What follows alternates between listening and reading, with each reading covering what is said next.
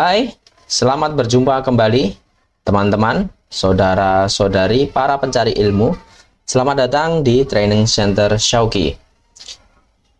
Untuk kali ini, Syauqi akan membahas satu request lagi dari rekan-rekan kita untuk membahas tentang motor listrik atau elektrik motor, gitu ya. Khususnya hari ini adalah yang dibahas motor induksi satu fasa. Nah, untuk motor induksi satu fasa, kita akan bahas pertama kali adalah bagaimana sih motor itu dapat berputar. Ini merupakan ilustrasi yang akan menjelaskan tentang bagaimana rotor itu dapat berputar. Ini adalah bagian yang namanya stator, merupakan satu bagian pada motor atau generator ya, yang diam, biasanya ada pada tepi. Kemudian ada rotor, merupakan bagian fisik yang berotasi dan berputar. Berotasi atau berputar. Rotor dapat berputar karena adanya interaksi antara dua bagian magnet, yaitu magnet pada rotor dan juga magnet pada stator. Magnet pada stator merupakan medan magnet yang berputar. Jadi memang kumparannya stator diam, tapi yang berputar itu adalah medan magnetnya. Yang tiga fasa itu paling mudah untuk membentuk. Untuk satu fasa agak butuh trik gitu ya. Magnet pada rotor tertarik mengikuti putaran RMF dari stator. Seperti kita tahu di sini, merah tertarik pada biru. Nah, ketika biru mendekat, maka merah akan mengikuti atau menghadap ke arah biru. Nah, rotating magnetic field atau RMF itu pergerakannya mirip seperti yang ada di sini di stator. Nah, ketika bagian RMF itu adalah yang paling besar, maka dia akan menarik magnet yang ada pada rotor. Oke, selanjutnya, atau bisa juga gerakannya seperti ini. Yang penting di bagian statornya itu memiliki rotating magnetic field, dan di bagian rotornya dia nanti akan bereaksi. Selanjutnya, motor pada alat listrik yang sering kita jumpai, salah satunya, bukan salah satu, tapi salah dua ya di sini contohnya. Ada exhaust fan yang biasanya motornya itu ada tipenya mirip seperti yang tengah ini. Ada yang wall fan atau kipas dinding. Kipas dinding ada juga yang pakai yang tengah ini atau pakai yang kanan. Nah, di sini dua motor ini tipenya berbeda. Kalau kita bongkar, ya, di sini ada dari kelistrikanku.com, di situ sudah membongkar dan di dalamnya kurang lebih akan seperti ini. Mana magnetnya? Semuanya dalam bentuk kumparan atau lilitan. Magnetnya ada di mana? Kalau mungkin statornya itu kumparan masih oke lah, tapi di sini rotornya bukan kumparan. Maaf, bukan magnet tapi kumparan. Jadi ini bagaimana dia bisa berputar? Oke, nanti kita akan bahas. Ada dua jenis. Yang pertama di sini untuk jenis motor induksi fasa yang sering digunakan ada kapasitor induction motor. Di sini ada kotak. Ini bukan hiasan ya, tapi di sini adalah kapasitor. Kemudian di sini ada shaded pole induction motor. Sorry for bad English. Nanti kita akan bahas untuk dua tipe ini. Oke, selanjutnya kita langsung untuk bahas di sini. Masuk ke home dulu. Di sini adalah view cutaway atau potongan tampilan untuk motor satu fasa. Ini tipenya adalah tipe yang kapasitor induction motor. Kita akan bahas ini terlebih dahulu di video ini. Untuk yang satunya di lain kesempatan. Ada cover belakang, cover depan. Di sini juga akan ada bushing atau bearing ya, yang berfungsi untuk bantalan rotor itu bisa berputar. Ada fan blade untuk pendingin, Kemudian ada rotor yang berputar dan juga ada stator.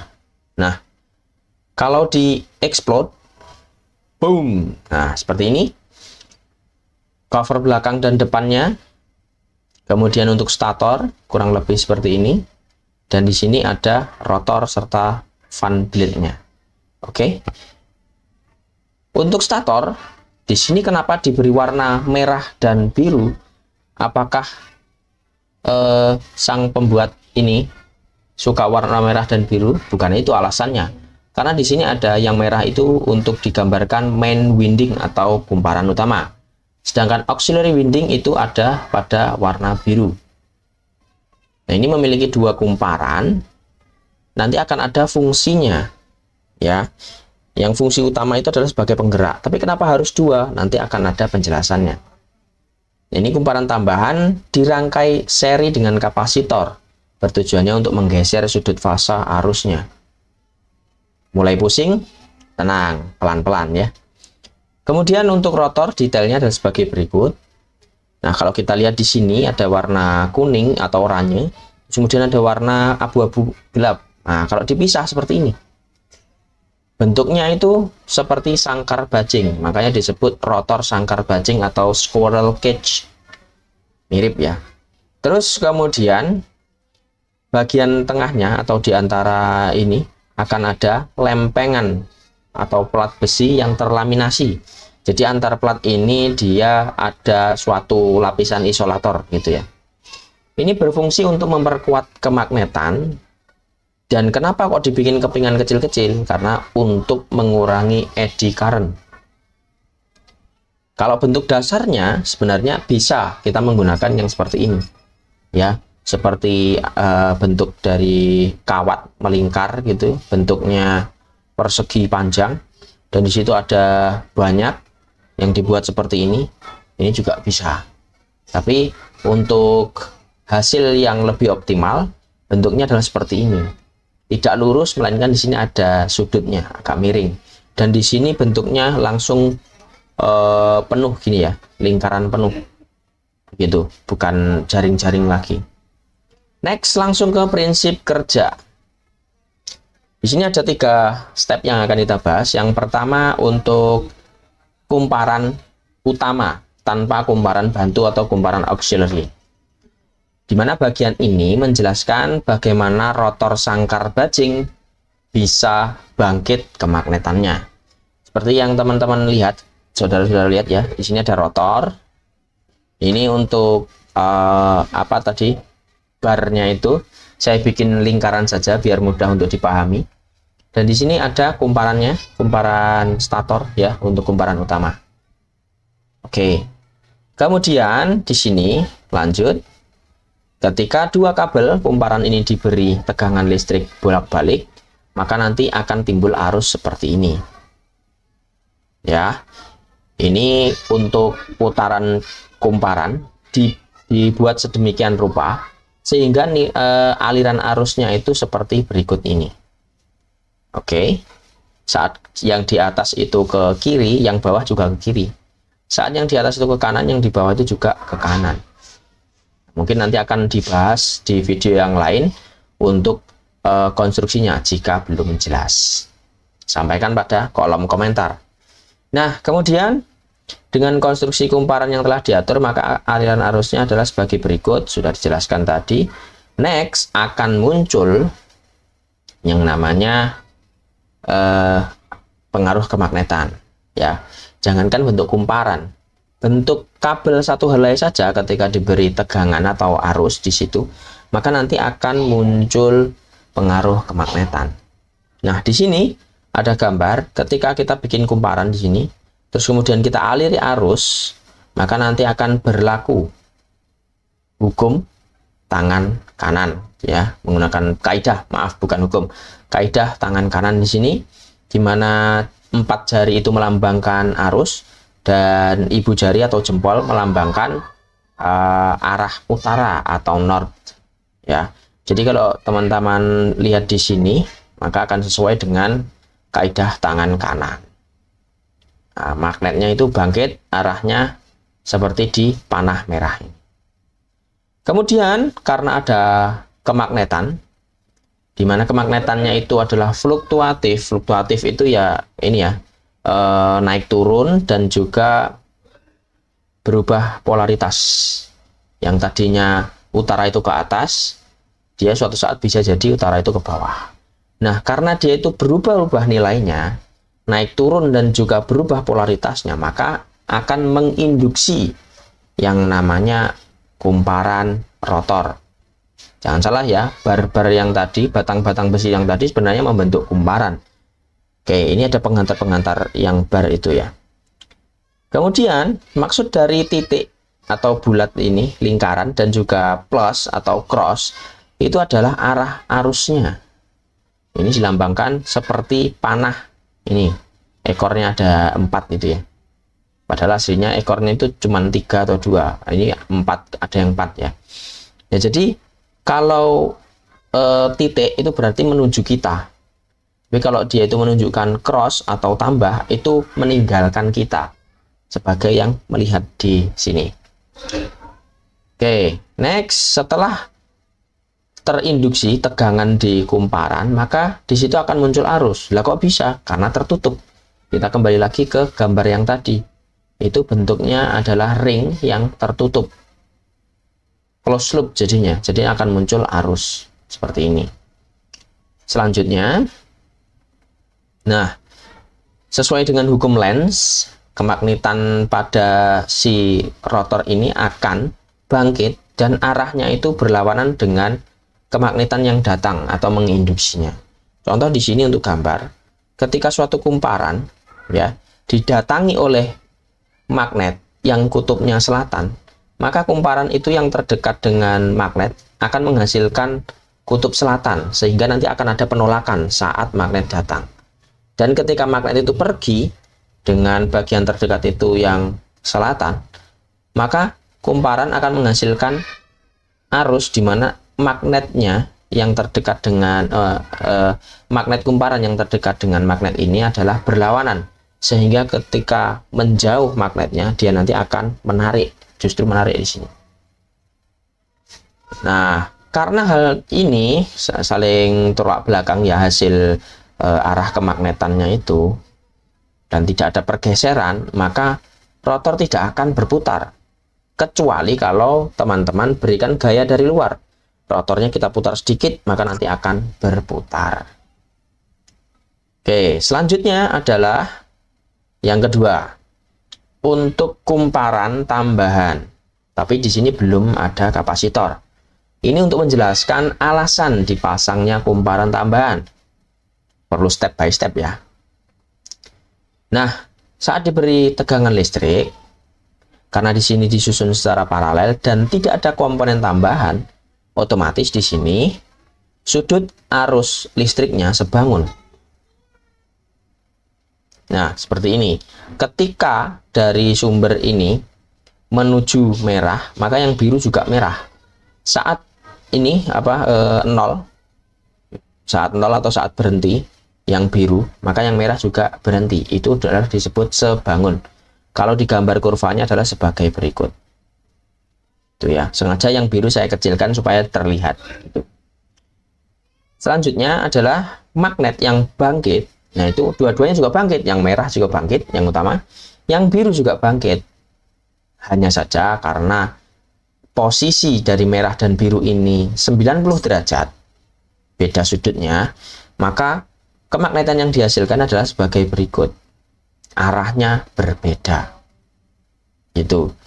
Nah, kemudian karena ada dua magnet yang arahnya berbeda, bukan berlawanan ya, tapi berbeda, maka di situ akan muncul yang namanya magnet resultan. Bukan magnet sultan ya, tapi resultan. Resultan itu apa? Resultan itu kalau teman-teman belajar tentang vektor, vektor itu adalah gaya yang memiliki arah. Yang satu arahnya horizontal, yang satu arahnya vertikal. Nah, di situ nanti akan menghasilkan resultan. Ini seolah-olah FA itu menarik suatu gaya yang menarik ke arah atas kiri. FB suatu gaya yang menarik ke atas kanan. Nah, karena di sini sudutnya sebagai berikut, maka nanti gaya yang dihasilkan adalah nanti alatnya atau barang yang ditarik itu geraknya kemana? Maka geraknya adalah nanti ke R. Karena di sini garisnya atau gayanya lebih besar yang B. Contoh ini digambar ya. Untuk pemahaman bahwa magnet ini menghasilkan magnet resultan yang arahnya diagonal. Yang awalnya tadi lurus vertikal gitu. Selanjutnya, karena untuk resultan magnetnya itu diagonal seperti ini, maka yang dihasilkan atau untuk diinduksikan ke rotor, itu nanti hasilnya adalah sebagai berikut. Dan hasil dari magnet di rotor adalah seperti ini. Nah, karena magnet dari stator itu fluktuatif, tidak rotating, maka hasil dari magnet di rotor itu juga fluktuatif dan bukan berbanding terbalik, tapi arahnya terbalik dengan yang dari stator. Begitu.